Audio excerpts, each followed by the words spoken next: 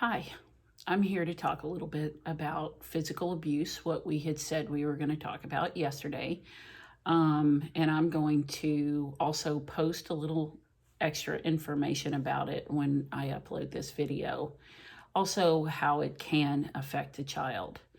Now, what I'm going to do is give perspective based on my own personal journey. So it is definitely my perspective. So I am not in any way generalizing or telling anybody that this has anything to do with anyone else. It is just mine. And I'm really not here to try to figure out too much about cause and effect, as in who to blame or where it got started or anything like that. My agenda is to find healing and to figure out how people can move forward and do better for the future instead of repeating just what we know. So in that, I figured I would start with my experience as a child. And I'm going to be looking away from the video certain times because I had to write it down so that I would not fumble over my words, which I already probably am doing. But I wanted to make sure that I expressed everything that I was hoping to express. So the first thing that I believe happened as a result of physical abuse in my childhood was that I lived with a constant fear of being physically hurt. It was always a very real possibility to me. And what I mean by that is that I believed that that was everyone's gauge. So when someone would yell or someone would lose their temper, or I was afraid that somebody was going to be angry, I thought that that was always going to result in a physical altercation. I really had a hard time thinking outside of that.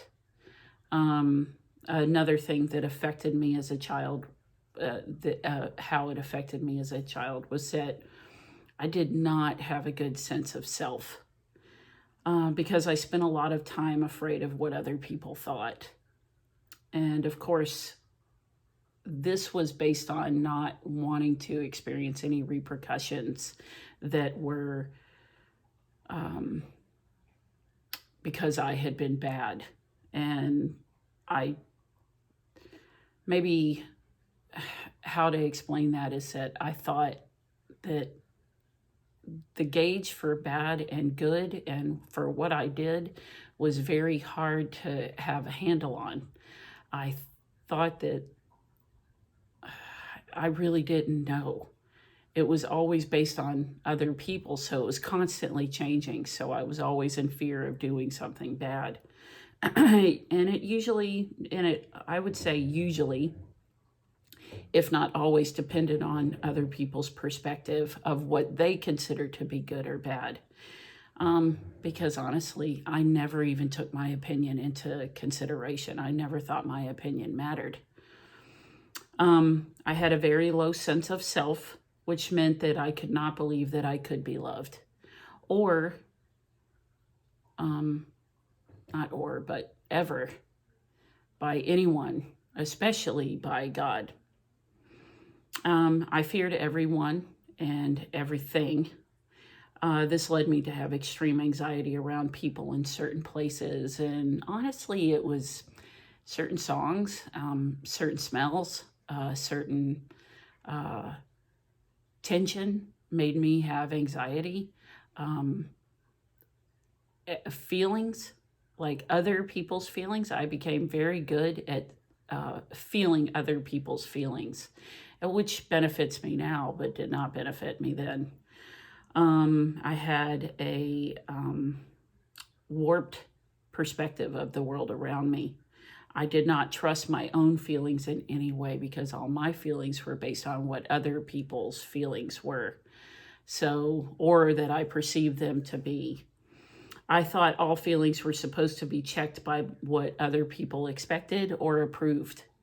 So my feelings were always secondary to everyone else's, which usually meant that I stifled and pushed most of my feelings down, and they would come out really weird. So, I mean, I don't know, and I'm not promoting this, but I don't know any of you who saw the movie Joker.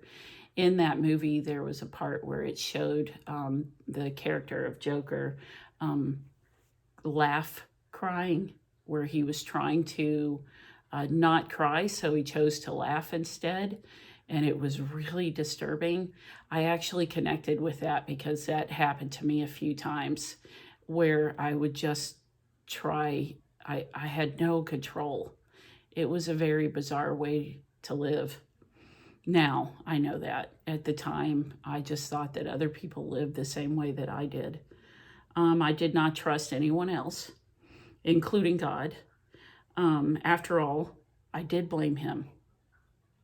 I did feel very strongly that it was his fault.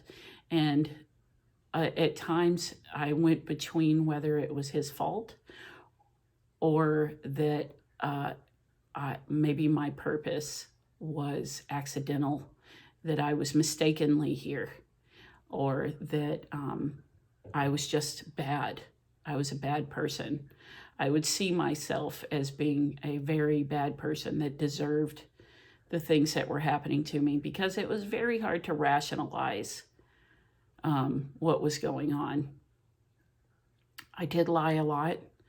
I thought that who I was not good enough, so I made up who I thought others would like. But besides the downside of being a liar,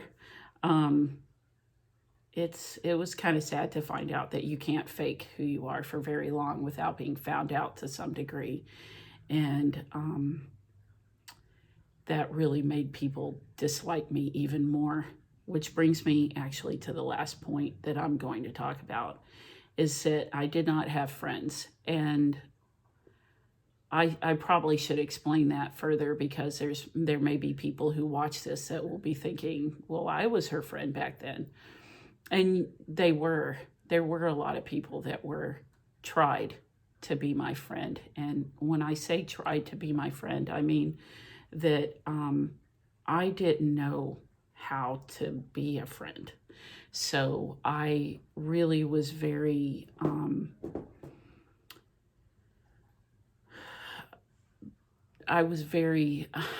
I hate to use the term self-centered, because it makes it seem like I'm belittling myself or making myself into a bad person. And it's not what I'm saying. I'm saying I was just trying to survive. So everything that I did was based out of survival, and it's not an excuse. It's just what was happening.